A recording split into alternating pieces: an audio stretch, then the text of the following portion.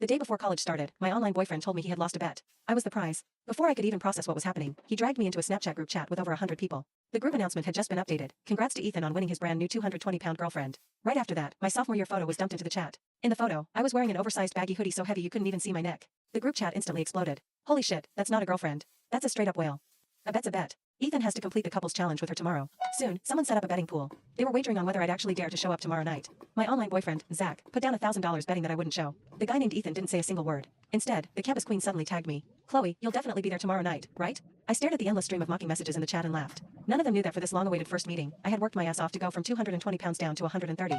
And none of them knew that over the past 2 months I had been asked for my Snapchat in public more times than in the first 18 years of my life combined. I quietly put down $500 on the bet, betting that I would show up right on time. Then, amidst everyone's wild cheering, I sent a single text. A bet's a bet. See you there. I stared at the group announcement for a solid 10 seconds. Congrats to Ethan on winning his brand new 220-pound girlfriend. With over 100 people in the chat, the messages were flying by fast. Zach took a massive loss on this one. A loss? He got rid of a fat girl. That's a massive win, bro. Ethan, come out and give us your victory speech. Then a photo was dropped into the chat. It was taken during my sophomore year sports day. Back then, I weighed nearly 220 pounds. My clothes were bursting at the seams as I sat on the last row of the bleachers, keeping my head down while eating a bagel. The person who took it was clearly far away, but no matter how blurry it was, there was no hiding how shockingly heavy I used to be. The person who posted it was none other than my online boyfriend, Zach. Just a minute ago, he was still sweet-talking me in our private Snapchat DMs. Babe, it's just a joke among friends. I just lost a game and sent your Snapchat to Ethan. It's just for a silly couples challenge. Don't take it seriously. I didn't reply. The group chat was laughing its head off. Damn, with that size, Ethan's going to need to rent a U-Haul to pick her up tomorrow, right? What's the couples challenge again? A bridal carry. Is Ethan trying to end up in the ER with a broken spine? Maybe they should change it to heavy lifting. Might be easier.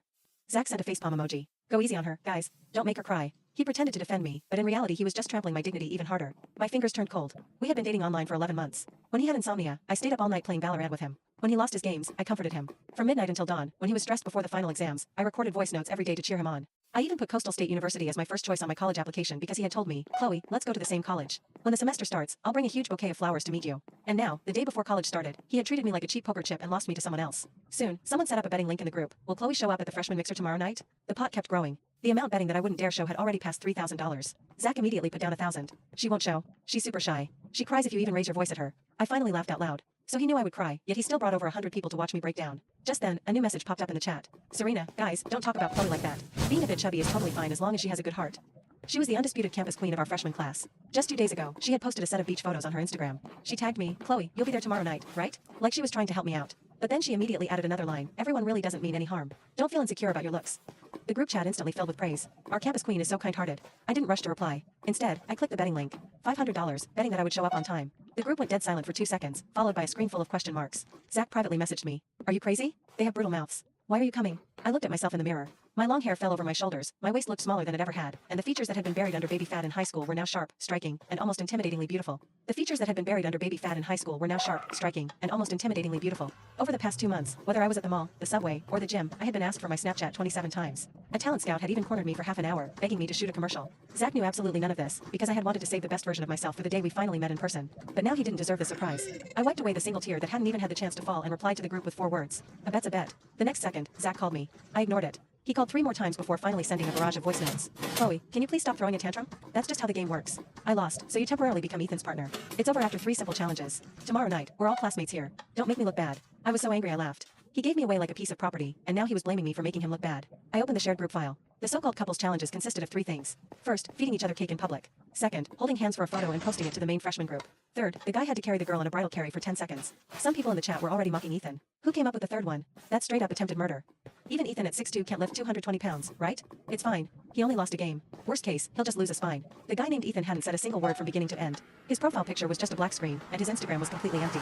But everyone in the chat seemed to respect him or fear him. They were vicious when mocking me, but when they tagged him, they only joked around lightly. No one actually dared to push him. Just as I was about to close the app, my best friend, Maddie, FaceTimed me. The moment she picked up, she went off. Chloe, is Zach's brain in his ass? Losing his girlfriend in a game? What is he playing? Hot potato. I was startled. How do you know? Screenshots of that group chat have already spread to our high school alumni group. Maddie was pacing back and forth on the screen, practically fuming. I've already memorized that guy's name. When school starts, I'm putting a trash bag over his head and you can keep watch. I couldn't help but chuckle. Seeing that I could still laugh, she felt even worse for me. What are you going to do? Just post a picture of yourself right now and slap them all in the face? No. Why not? I opened my closet, my eyes scanning the dresses hanging inside. Pictures are boring. They could say it was photoshopped, stolen, or fake. As long as they didn't want to admit it, they'd find 100 excuses. I want them to see me in person, with their own eyes, and regret every word. Maddie caught on instantly, her eyes lighting up. You're actually going? Of course. I already put $500 down. Hell yes, you're going. She slammed her desk. Not only are you going, you're going to look so gorgeous they'll collectively lose their minds. Zach bet $1,000 that you wouldn't dare, right? Let's take his money first, then watch him get humiliated. Just as she finished speaking, there was a knock on my door. My mom came in with a plate of sliced fruit. She paused when she saw the dress laid out on my bed. A party tomorrow? Yeah. She hesitated for a few seconds before asking gently, are you meeting that boy you met online? I went silent. For Zach, I had spent a whole year losing weight. At my worst, I ate only a few lettuce leaves a day. I was so hungry at night that my stomach cramped, and I had to sleep clutching a hot water bottle. Later, when my medical checkup showed issues, a nutritionist forced me to stop the extreme dieting. Only then did I start proper carb control and strength training. 220 pounds, 180, 140, and finally, 130. My mom had helped me exchange clothes through 7 different sizes. She had also seen me stand on the scale countless times, my eyes red but too afraid to cry. She knew how much I had been looking forward to tomorrow, but she didn't know that my anticipation had already turned to ashes. My mom set the fruit plate down before leaving. She gently stroked my hair. Chloe, no matter what anyone else says, and whether you are thin or not, you are always my beautiful baby girl. The moment the door closed, my nose stung with tears. But then my phone buzzed. In the group chat, Ethan had finally appeared. He didn't acknowledge any of the teasing. He only sent one short sentence. She is not a prize. The group chat instantly went quiet. A few seconds later, he tagged me. If you don't want to come tomorrow, you don't have to. Zach immediately popped up. Ethan, it's just a game. Don't be a buzzkill.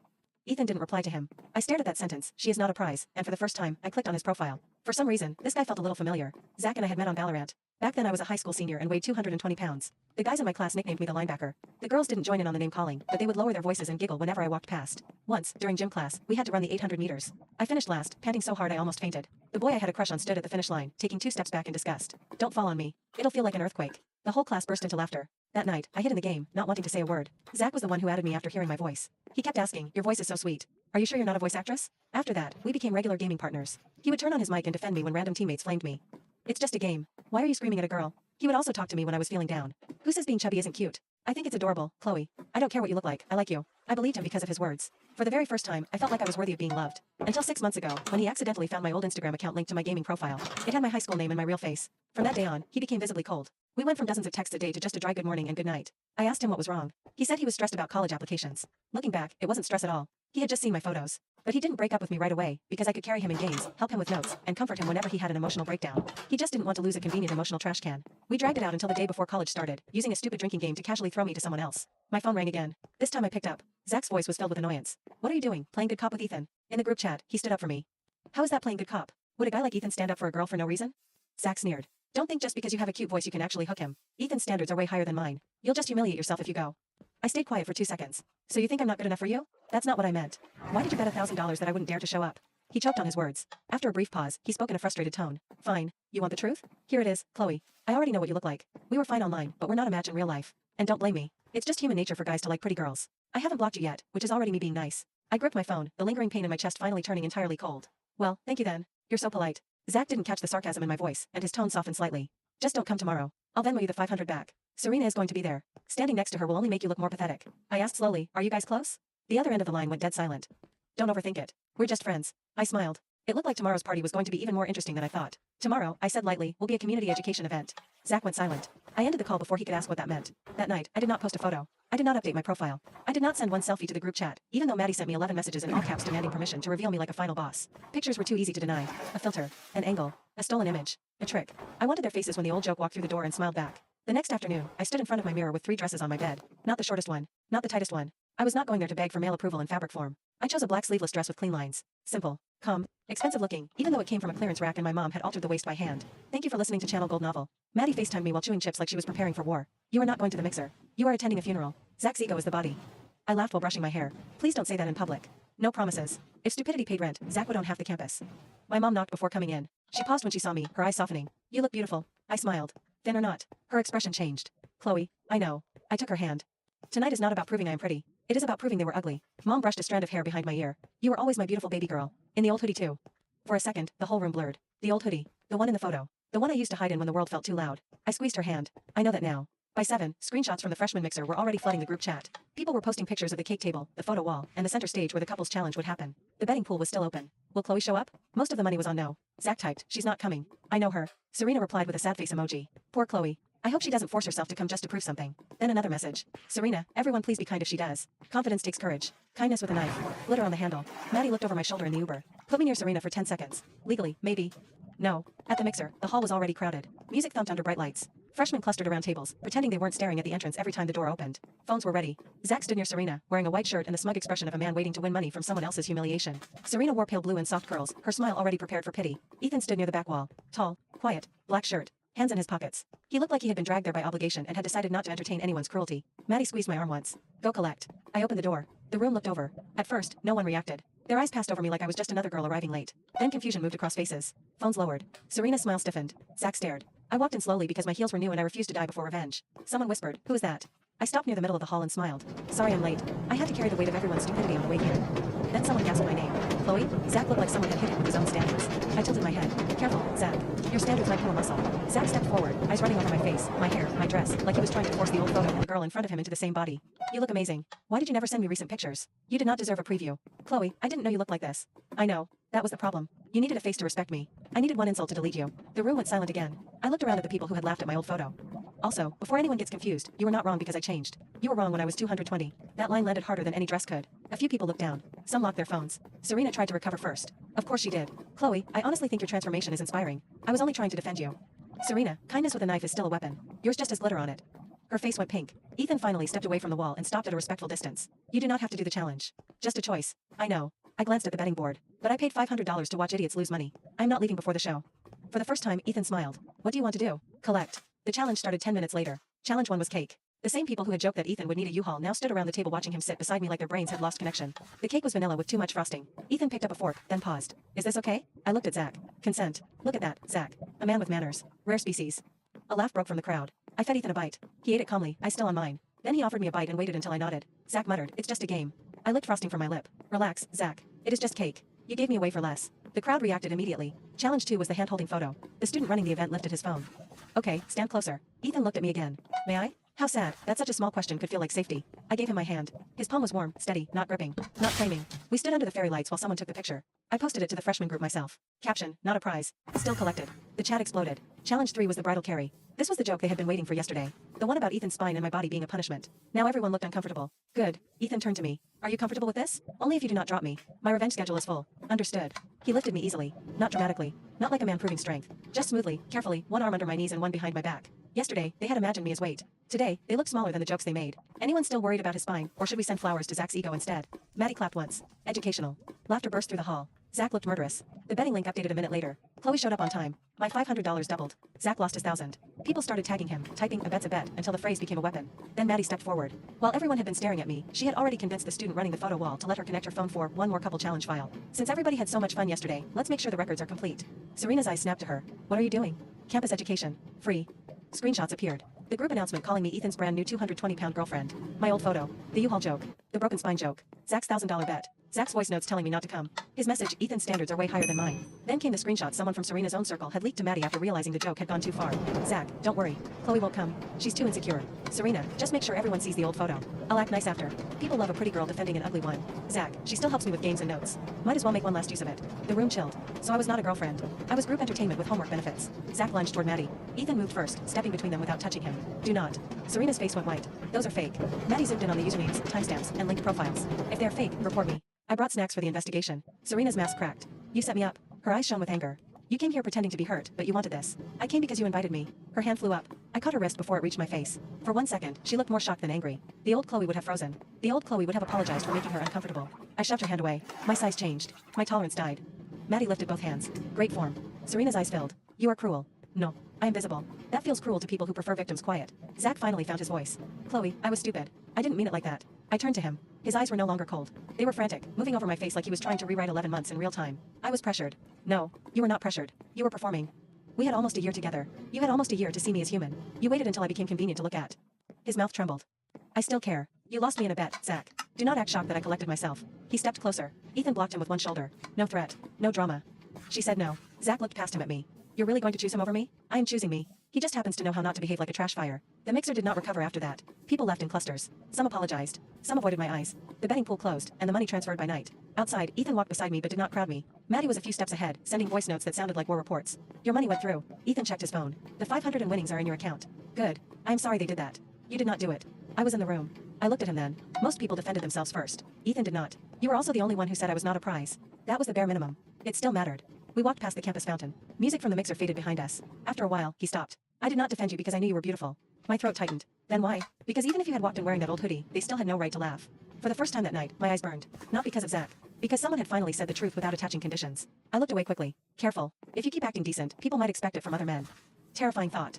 A laugh slipped out. I did not fall in love with him that night. I was still too angry, too tired, too full of all the names I had swallowed over the years. But something inside me unclenched. Serena tried to repair her image the next week. Of course she did. People like Serena did not apologize when caught. They rebranded. She announced a freshman orientation segment about body positivity and kindness. Posters appeared everywhere. Serena in soft lighting. Serena holding flowers. Serena quoted under the title, "We rise by lifting others." Maddie stared at one poster with horror. If fake kindness were a perfume, she would be a gas leak. Zach helped share the event. His reputation was already rotting, but he still hovered around Serena like a man hoping the queen's shadow could hide him. Rumors started soon after. The screenshots were fake. I had lost weight for revenge. I was unstable. Ethan only stood up for me because I was pretty now. Serena had been misunderstood. I did not respond online. People like Serena did not fall when you pushed them. They fell when you let them climb high enough to be seen. Maddie paused when I said that. That was terrifying. I am writing it down.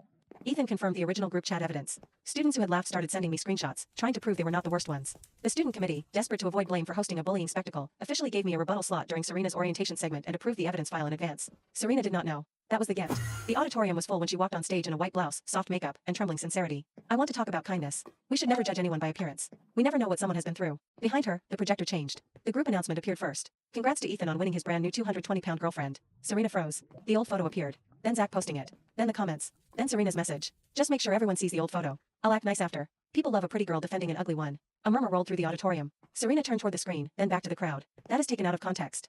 The next screenshot appeared. Serena, Chloe will probably cry. Make sure someone records if she shows up. Zach, she won't. She cries if I raise my voice. Serena, perfect. I'll comfort her after. It'll make me look sweet. Maddie whispered beside me, may her Wi-Fi always buffer. Then the mixer footage played. Serena trying to slap me. Me catching her wrist. My voice clear. My size changed. My tolerance died. Then Ethan's message appeared. She is not a prize. The auditorium went silent. I stood from the front row. You wanted to be the queen of kindness.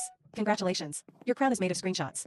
Serena's mouth opened. Tears spilled instantly. Chloe, please. I was insecure. I made a mistake. Careful, Serena. Tears do not work as well when the projector has receipts. People started recording. Serena noticed and panicked. Stop. Stop recording me. Nobody stopped. The student committee chair stepped onto the stage, face stiff. Serena, please step down. But I am the orientation ambassador. Not anymore. That was the first loss. The rest came fast. Her freshman committee position was revoked the next day. The campus magazine deleted her interview about leadership.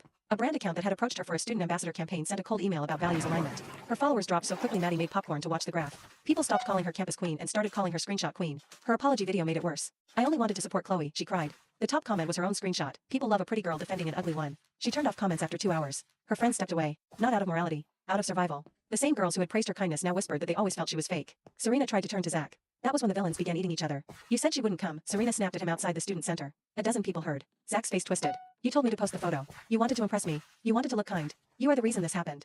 No, Serena. You are the reason people finally saw you without a filter.